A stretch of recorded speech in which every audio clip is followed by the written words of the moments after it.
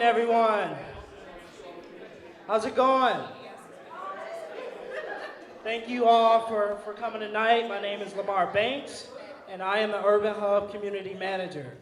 So I want to start, before I start anything, I just want to start by thanking all of our sponsors, WEDC, New North, Greater Green Bay Chamber, and then obviously most of all, the cohort. Can we give them a round of applause?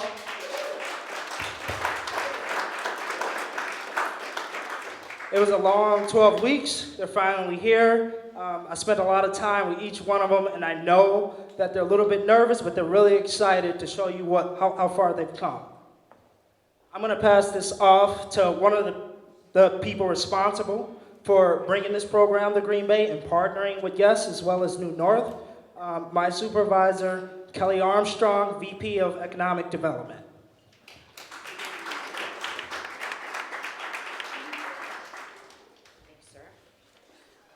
How about a round of applause for Lamar, huh?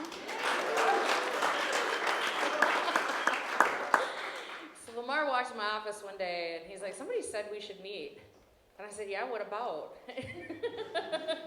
And then I was like, oh yeah, you need to be on the team. We need help. This is happening. Look, we're super excited to have Lamar on the team. We're excited to have all of you, the cohort, sponsors, everybody here tonight. Thank you for taking the time. We know everybody's got a crazy busy schedule. We appreciate the time you're taking out of your schedule to do this. This is so important. In economic development, we are about working with our existing businesses, and we are about growing new ones, and that's what this is all about. So we gotta thank Q and Khalif, who are here this evening with us, for doing all the heavy lifting before this cohort. And figuring out the kinks and Steph for all the work.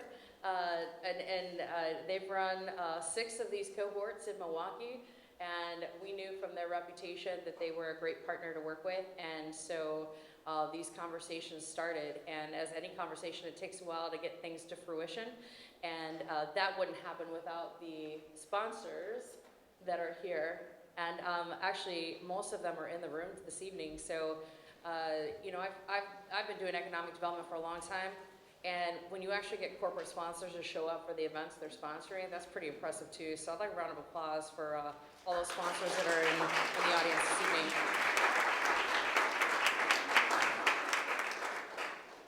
So I don't want to, you're not here to see me, but I do also want to just do a shout out to Barb Lemieux, who is our regional economic development partner, and who was instrumental in putting the grant together for WEDC so that we have prize money to award and invest in these companies that are going through the cohort. So that's fantastic.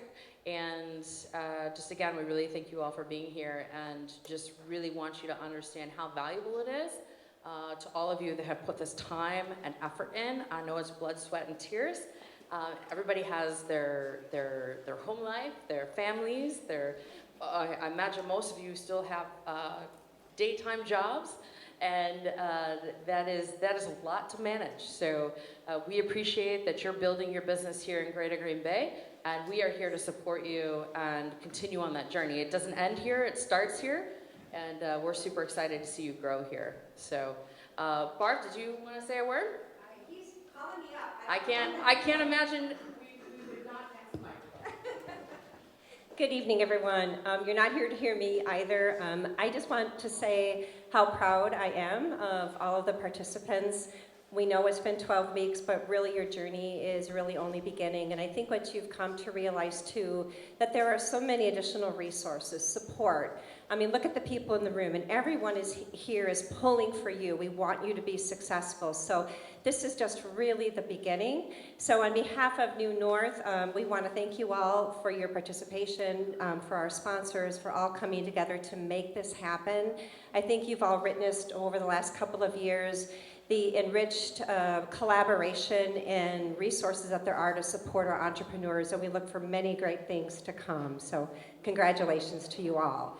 It's now my turn to turn it over from Steph from Yes, and I think that should be on a t-shirt. That's got a really good ring to it. Steph from Yes, please come forward. Let's give her a round of applause. Thank you. I actually like that idea, so Q, Khalif, get it together.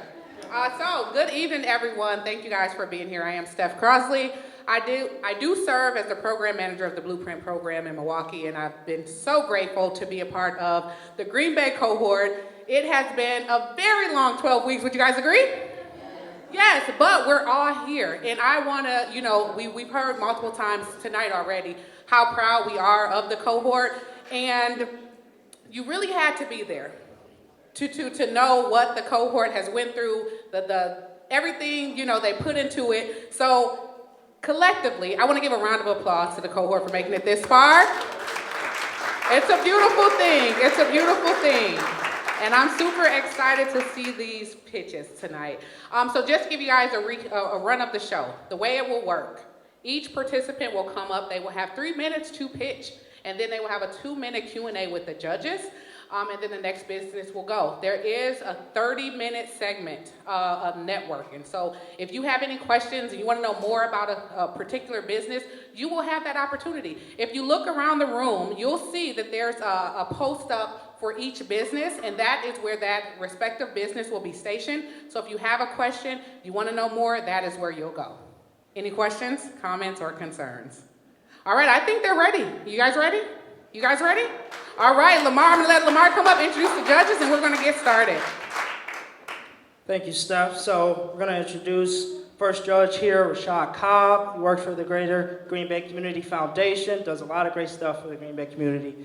We're going to introduce Avery Renwick, currently at PBS, but she has experience at Generator, so she's the real deal. Might be a really strict judge for you guys because she's seen a bunch of pitches and she's actually helped me out on some stuff too. So she's good stuff. And then, of course, Ryan Koth, former professor at UWGB, and he's actually a partner. He works for Greenleaf. Greenleaf helps support some of the entrepreneurs in the community here at the Urban Hub. And I'm sure most of you know him. He's active. He's everywhere trying to network and get to know and help everyone. So let's give a round of applause for the judges, and then we'll introduce our first one. Okay, we're going to start with Nicole at ease, and I'll let you take it from here, Nicole. Is this on?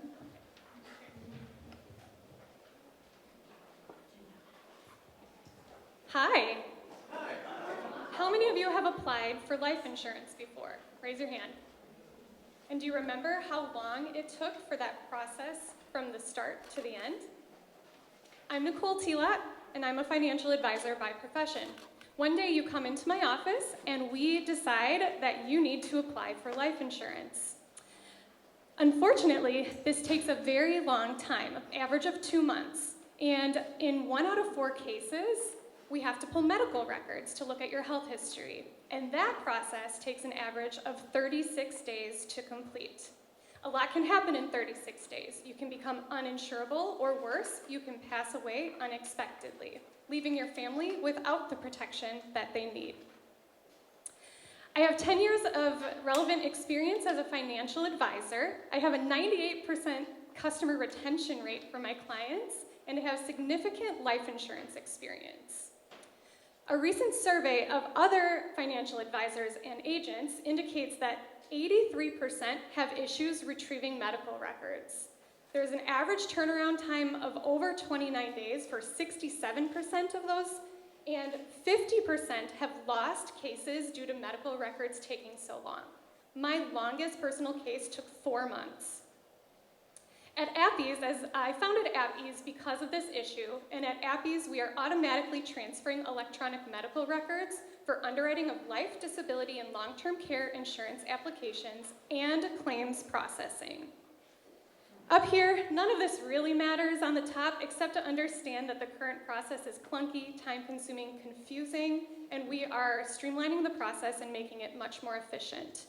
Through our solution, we are reducing our time frame down to less than 2 days, moving from variable to fixed costs, reducing the cost from 75 to an average of 45, and eliminating the archaic methods through all electronic processing.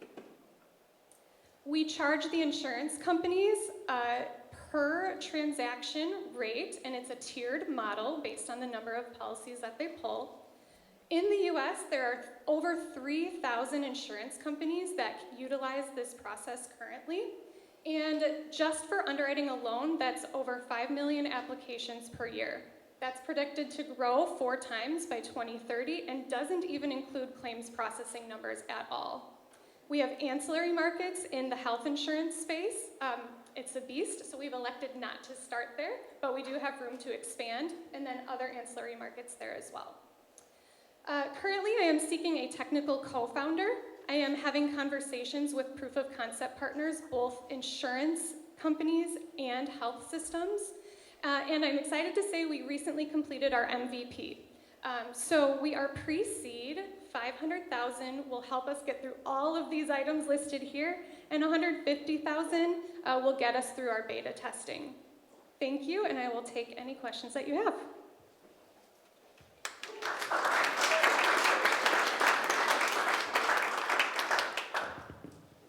Nicole, what is your MVP? So we were able to prove, the question was, what is the MVP? We were able to prove out that we can get from Epic, for example, so an electronic health record system, to our system, back to the insurance company. So there was a lot of question around if it could be done electronically, and we proved that it can be. Nicole, could you just talk a little bit about your customer acquisition strategy or go-to-market strategy? Yes, so we have a lot of room to scale, but we are starting with 3 insurance companies to do our proof of concept and really validate the pricing model, validate the turnaround time, and then they will hopefully become our first customers. I am personally knocking on doors, making phone calls, going face-to-face with people that could be potential partners as well. Nicole, you had showed a survey.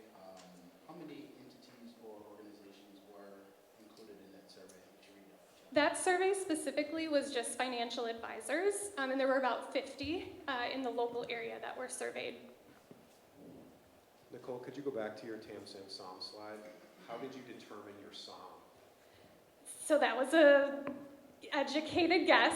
There's one other player in the market right now that's trying to solve this the same way. I assumed that there are more that will also be entering, and so I assumed a 25% acquisition rate of insurance companies. And so that would be 1.25 million applications on underwriting per year, and then would be similar numbers for claims processing as well. All right, that's enough for questions. That's 2 minutes. Thank you, Nicole.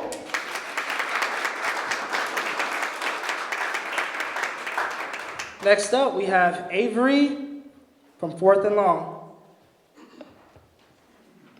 Thank you all for being here today. My name is Avery Renwick, and I'm the owner and founder of 4th and Long. Here at 4th and Long, we are giving fashion a purpose by helping underprivileged children participate in sports. So every year, thousands of kids are unable to play sports due to the cost of participation. Those directly impacted by this are children from low-income families and communities around America. Oftentimes, these communities are surrounded by drugs, violence, crime, and poverty.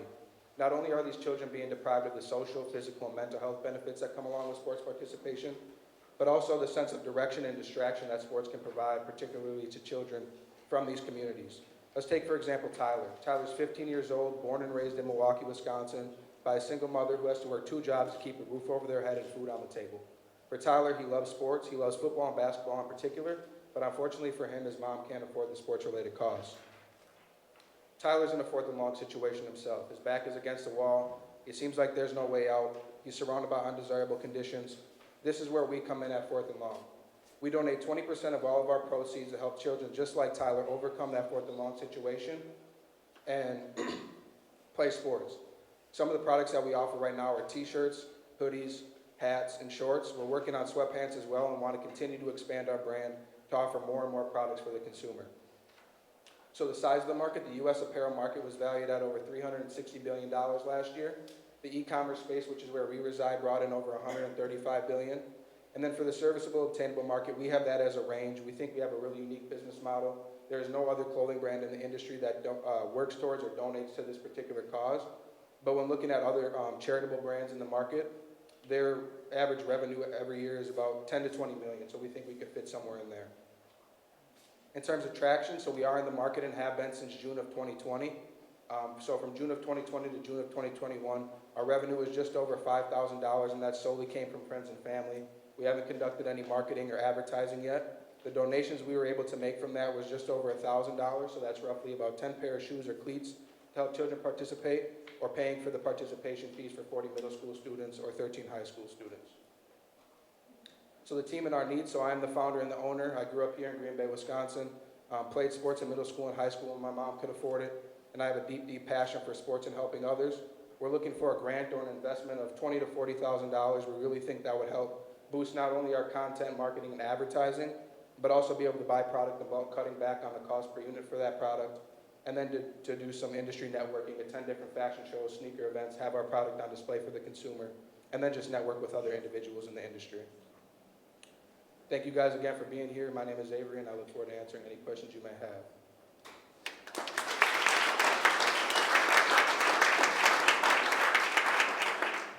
I have several questions. Is this a nonprofit? Nope, it's for profit. This is for profit? Yep. They tie any major sports teams or sports? We can take questions from the audience after. So we're just going to do 2 minutes for the judges, and there'll be plenty of time for you guys to ask as many questions as you want. I'll stay here even, so as long as I can. So Reset the clock. go ahead. Sorry. Hey, Avery, quick question for you. Just in terms of that 20% that you are donating, how are you managing that? Where specifically are those dollars going? And then how are you kind of tracking and validating the impact that those dollars are having in the community? Sure, great question. So right now we're donating to a company called Every Kid Sports. They're based out of Bend, Oregon, and they are the only company that I was able to find or organization that works directly with low-income families and their children. They have a process that the families have to verify that they are indeed low income, and then they work with them to determine the funds that they get. So I've been in contact with them, ensuring that the funds are going to where they say they're going, and then hopefully in the future I want to start my own foundation, but for right now that's where we're at. So that's how you get the kids, so the individuals who need the services? Yeah, it goes. The families go to that organization, Every Kid Sports. They have an application process to verify that they are indeed low income and they need support, and then from there they're able to get the funding that they need for cleats or participation fees. So if there was a kid here in Green Bay that needed that support, how would they get connected to it? They would go online to everykidsports.com. They could apply right through there, and then they would follow up with them. There's an application process, and then through that they would verify. Avery, you said you're going to fashion shows and things like that. Yeah, right? that's a whole, yeah. Okay, and is that so, that's more of a B2B type of play? You want retailers to buy your product? Potentially, but mainly for like just everyday consumers. Having the product on display, I've noticed over the past year, a lot of people like to see the product, to feel it, to see what it looks like, to ensure that there is quality to it. It's not gonna, they're getting what they pay for. So really, for the fashion shows, it's to go there, have it for the average consumer, not particularly businesses. And really quick one, how much runway would you expect that $20,000 or $40,000 to give you? Like, how long would you be able to operate with that before you needed additional investment? Sure, I would say probably about 1.5 years. I think with the All right, that's going to be it for Avery. Thank you. We appreciate it. Limited amount of time, so we gotta keep moving on to the next company. Let's welcome Divorces. We need another mic up here, Lamar. He's coming.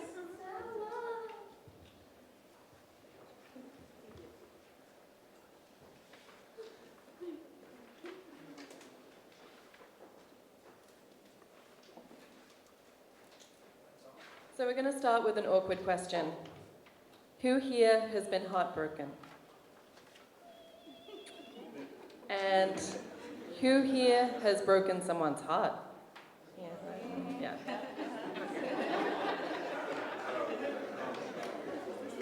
When my husband and I parted ways, I had a 7-month-old son and I was suffering from postpartum depression. And I was 22, had bangs, no money, and had nowhere to go. 88% of engaged couples used a wedding registry in 2019. With millennial couples living out their relationships online, they're going to naturally expect similar tools to be available to them at that relationship's end. And that is why the world needs Divorcist. We've created a new category in the gift registry space. We aim to make divorce, breakups, and separation a respected and dignified stage of life. We're building the site that I would have wanted to go to that didn't exist when I needed it. So on our website, you can create your registry, and you can choose from curated products or start a cash fund. You can keep it completely secret to yourself with just a link that you can send to your friends and family, or you can shout it from the rooftop. Security is up to you. Our revenue streams include the markup on the registry items sold, as well as advertising, affiliate links, and sponsored content. We already have about 15 companies who want to partner with us. But we know that the getting married user is very different to the getting divorced user. And that's why, as Beth mentioned, we've really tailored the security and privacy settings to put our customer in control and give them peace of mind as they go through this major life transition. Our company has room to grow. So right now, our gift registry is in its beta testing phase, but as we scale, we have plans to launch tools for community and divorce collaboration. In the same way that Zola, worth $600 million, has the wedding tech industry cornered, we want to run the divorce tech industry. Nothing like divorce exists. This is the site that when I was not being able to sleep at night, Googling how the heck to co-parent and deal with all that, this is what I would have turned to. And it would also have been the place that my friends and family, who were desperate to support me but just didn't really know how or what was the right way to do it, they would have turned to it as well. I have over a decade's experience in tech and marketing for nonprofits. And I'm Vice President of Marketing for a manufacturing company here in Green Bay. So we want to make sure that this works for the Fox Valley, not Silicon Valley. So we're making investing in our company accessible to the community we live in. We have equity investments starting at just $500.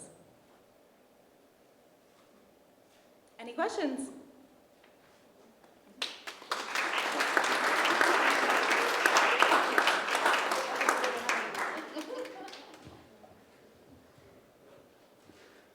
Tell me a little bit more about the privacy and the security a little bit. You alluded to that a couple times, and then at the end you talked about friends supporting you. Tell me a little bit more about that. Thanks for that question. That was something that we built out from the very first meeting we had about this.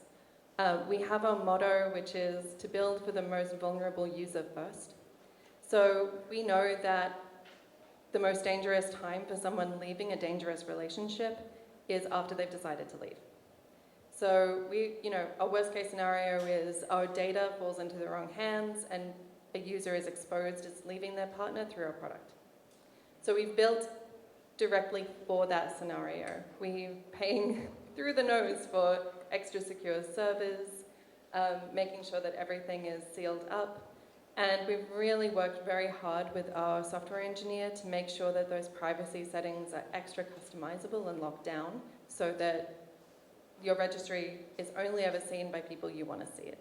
You have the choice when you're creating the registry to make public or to make private just with a link to friends and family, or to make just completely private. I know it's a ways down the road probably, but what would you imagine your first hire would be? Oh, her name's Jordan. Yeah.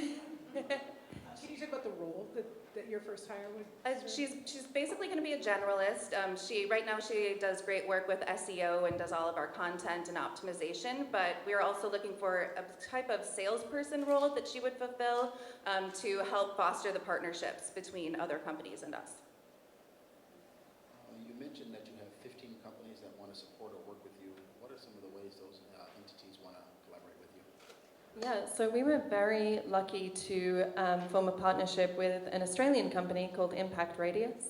And if you're on Instagram and you know Instagram influencers, that's the platform you use to develop brand partnerships that pay you to mention coconut water on your Instagram feed. And like one of them right now is care.com, so we're going to create content about how to find the right babysitter, and I've used care.com, so it's genuine and authentic, but partnerships like that. Thank you guys. Really exciting. Yeah, we thank you so much. appreciate it. Let's give him a round of applause. Next up, we have Caleb.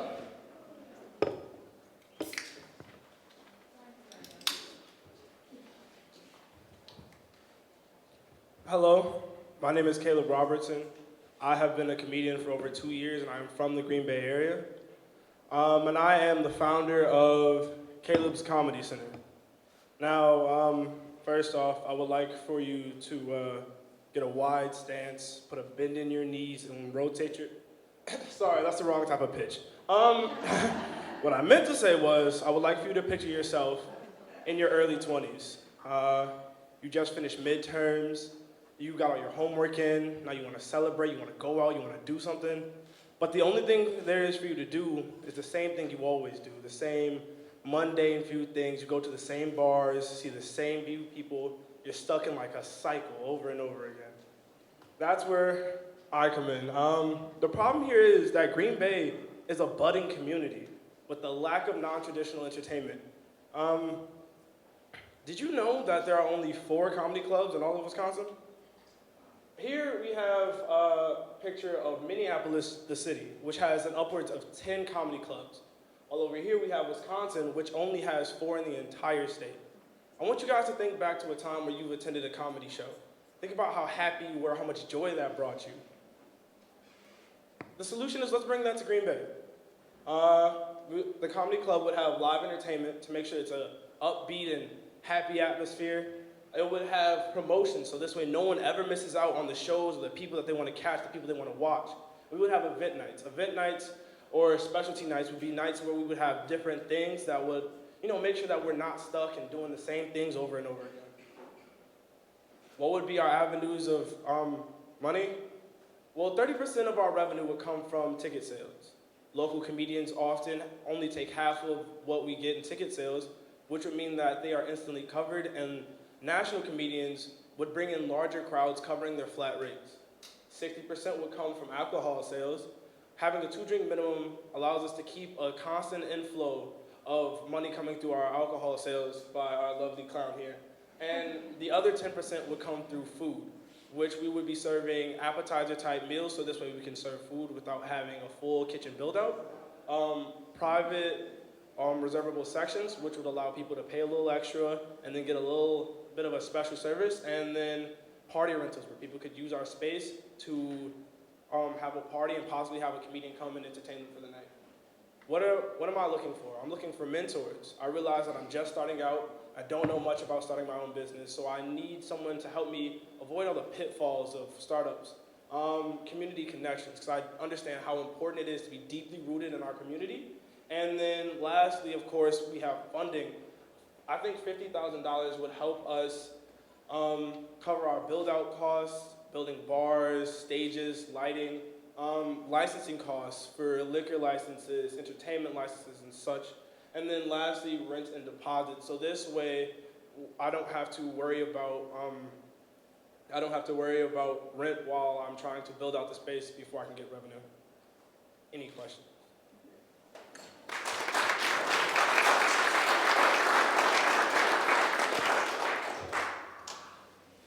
So Caleb, I know you mentioned that, there isn't a ton of competition in the area, but, knowing that there is a comedy club in Appleton, how do you plan to differentiate yourself, or how do you think that your business will be different than other comedy clubs and will draw people in?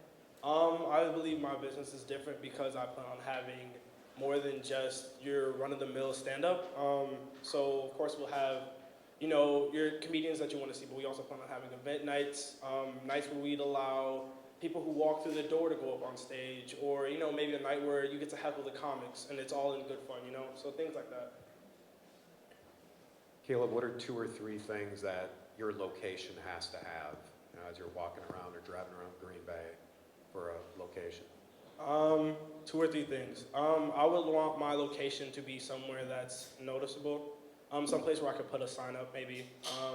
I would also like for it to be generally more towards the bars. That would help me with being seen, and also I just think it's a good place to have it, so you can go from us, and if you want to keep your night going, you can just go to the bars, making it really easy to access other things to do in the city. Caleb, do you have any understanding why the other comedy clubs that existed no longer exist? As far as I've seen, it has to do a lot with promotion and not talking to people. So I've gone throughout the entire city and I've talked to several people about things they will want to see in their comedy clubs. And also I plan on promoting it every chance I get, promoting it on social media, promoting it through other businesses. So I think that that's one of the main reasons, because no one knows what they're doing or when their shows are. All right, thank you, Caleb. Let's give Caleb a round of applause.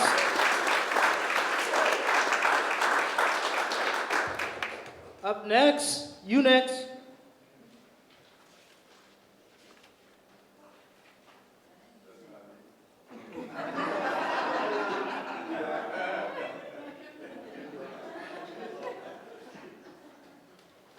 So, hello everyone, my name is Tyrone Powell. I am a student at UWGB and the founder of UNext. So imagine you're a recruiter and you have two students that walk in. The first student, the reason why they picked their major is very vague. They have pursued one, maybe two opportunities, and they picked a major that was best interest to them. The second student, they have pursued numerous shadowing opportunities, including with your company. Truly understand the reason why they picked their major is has gained more networking and skills throughout their college journey to be more confident with their life after graduation. Currently, students are not confident with their major of interest. I've talked to numerous juniors, sometimes seniors, that have never been exposed to their field of interest and have no clue what the workforce entailed on a day-to-day basis. And this problem is because a lot of students just don't know how to get connected. Little avenues are given to the student to really guide them throughout their journey. On the employer end, they cannot selectively target students that are a good fit for their company. Students apply the job that they have no clue what it entails and no clue what to expect, which increases the turnover. But the main reason is I've talked to a lot of employers and they just don't know how to reach students. The solution will be to help employers build a pool of interested candidates. To do so, they need to offer more connections with potential employees by offering opportunities really all throughout the student's journey. This will help them build a strong brand awareness around campus and build a lot of familiarity with potential candidates. On the student end, we really need to help them network throughout college. As soon as the student enters school, they must be able to gain insight and get exposure in their field of interest to really understand their major. And that's the problem that I had, which made me switch my major and a lot of other students as well. From there, we really need to help them build a network and pursue more opportunities to increase their skills and network to be more comfortable for life after graduation, more confident when applying for opportunities, and really more in tune with the workforce. We are UNext. We are a platform that facilitates connections between students and employers by offering more meaningful opportunities. We are the only platform that offers shadowing volunteering for college students, but we also help them with volunteering, internship, employment, and a lot more. So on our beta website, we were able to gather 500 students and nearly 60 employers, and that's all in Northeast Wisconsin. And we are currently testing our official platform, and it will launch very soon. So our goal is to grow beyond Northeast Wisconsin, receive an angel seed investment, work directly with the schools, and have a complete UNext website. If you're a recruiter, investor, or student, we would love to hear from you guys. Again, we are testing, so if you guys want to join, let me know. And we will be launching very soon, so a lot of exciting news. Thank you.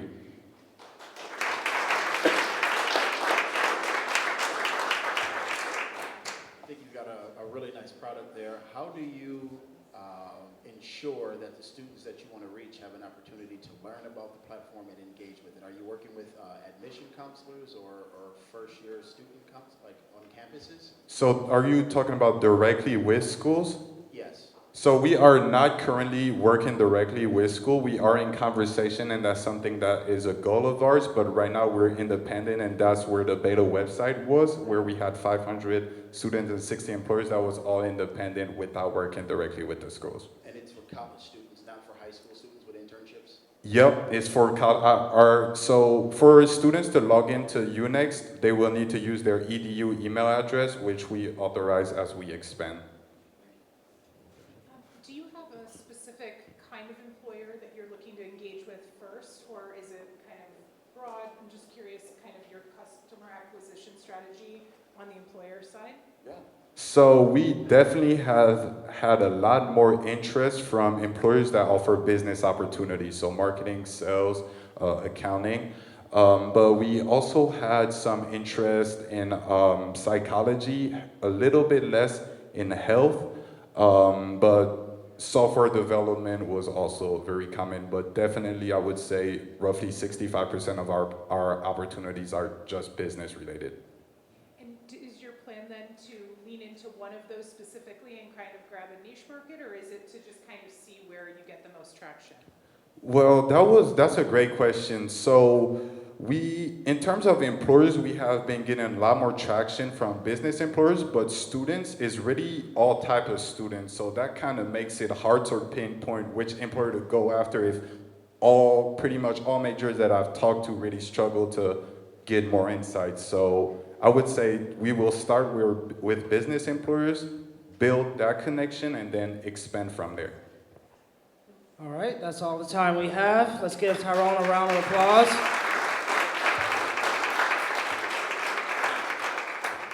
Next up, Intrigue Braiding.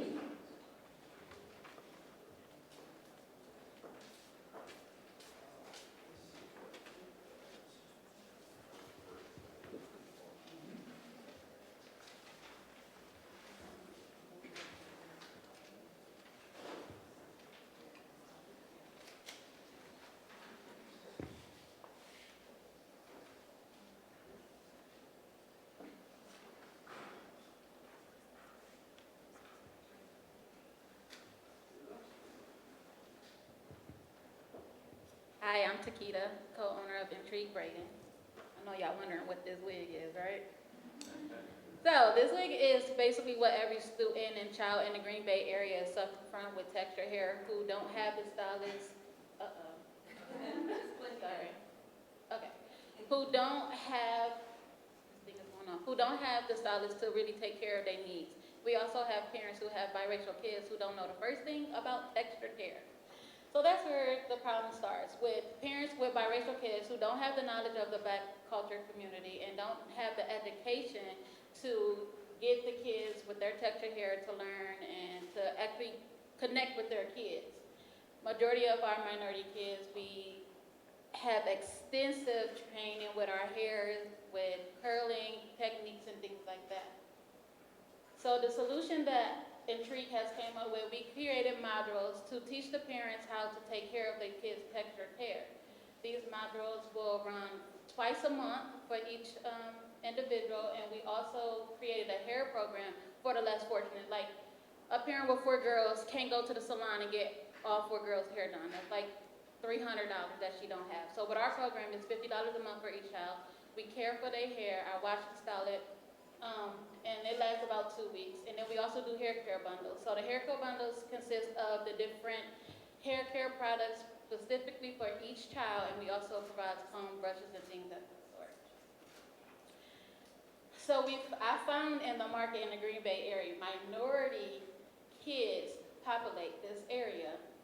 So majority of my market and where my revenue comes from is from the minority kids, but we also do cater to other races. So I started in June in 2020 in Appleton, and I was only doing like box braids, washing styles, and things of that sort. So when I started the program, I just started based off at $50 a month, something that I feel like I would have been comfortable with. Being a mom of 3 girls, thank God I could do hair. And then right now we currently serve 15 of those family members that at least have 2 or more kids with biracial textured hair. Since June, I have made $17,000 in revenue for my first year, and that also with me gifting our care bundles to the parents so they can have the aftercare for their children when they can't get in or our schedules conflict.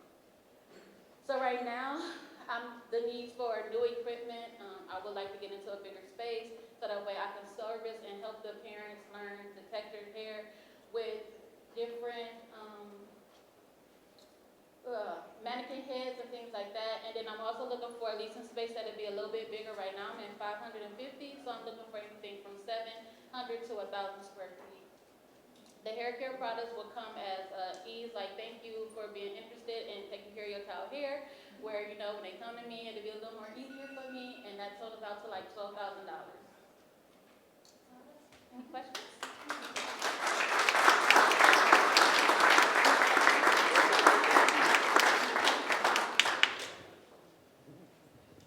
Okay, I guess I'll jump in. I'm just curious, you've had so much success thus far, so congrats on that. And I'm just curious. Thank you.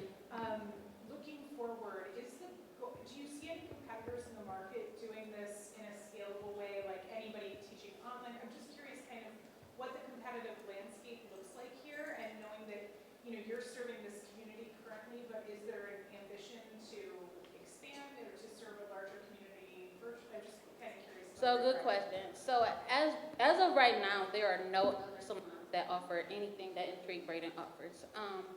I'm hoping that once I do launch and do more marketing, things like that, I can get more hairdressers to follow suit in this area, because it's really needed, especially with Caucasian parents adopting Black kids. You know, they don't really know how to do their hair. So right now, we are the only ones that does this. You kind of touched on one of the questions I had around the ability for people to participate virtually, understanding that transportation is a serious issue probably for some of the families that you identified. Yeah. And we also will be doing one-on-one training as well, because some people don't like, I plan on doing like Zoom or something of that sort, but a lot of people who, unlike me, don't like to be in front of a large crowd. But, you know, everybody is not where I am, you know, so for starters to moderate to, you know, scaled up high, so, yeah. Takita, how did you arrive at the $50 a month subscription? To be honest, it's really for the kids. You know, I mean, of course, I want my time to be compensated and things like that, but my goal is to teach our kids that, you know, having your hair done and looking nice and presentable, it helps with the self-esteem, you know, and I feel like with that, it'll take less kids being in trouble in school, less bullying, less picking on each other, you know, so, I mean, I really do it for free if I had to, so. And on that note, just the $17,000 that you brought in since June, is that based off of that $50,000 $50 per month revenue, or is that a different? So it is added to the revenue, because I do service adults. I don't just service kids. So with our 15 families, we get $750 a month, and I kind of put that back into the kids. Like they come in, show me their report card, they get $5 off that for that following week and things like that. So all of our money put back into the city for kids. All right, thank you for your questions. Let's give her a round of applause.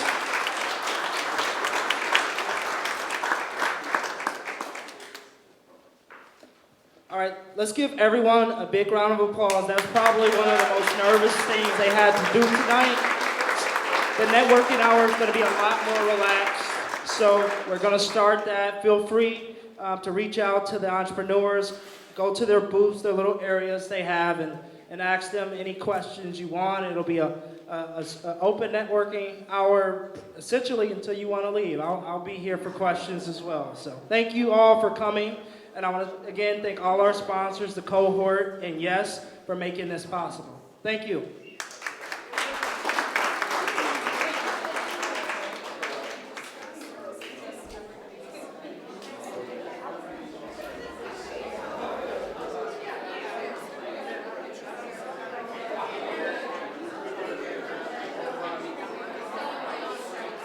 On a second, we got the founder of Yes. He wants to say a few words. He was a little shy before, but I guess he got, you know. I thank everybody for coming out today. It really means a lot for us, for myself, my brother Khalid, Steph, to be really welcome into this community. You know, we're from Milwaukee, so we traveled up here many times. Thanks to the hard, efforts of Barb and Kelly, the cohort, Ryan, whose name is Steven on this sheet. Ryan actually sent the first email and said, we need to get you guys to Green Bay. And so it like literally started with the email, a lot of follow-up, a lot of meetings. Thanks to all the sponsors for providing funding for it.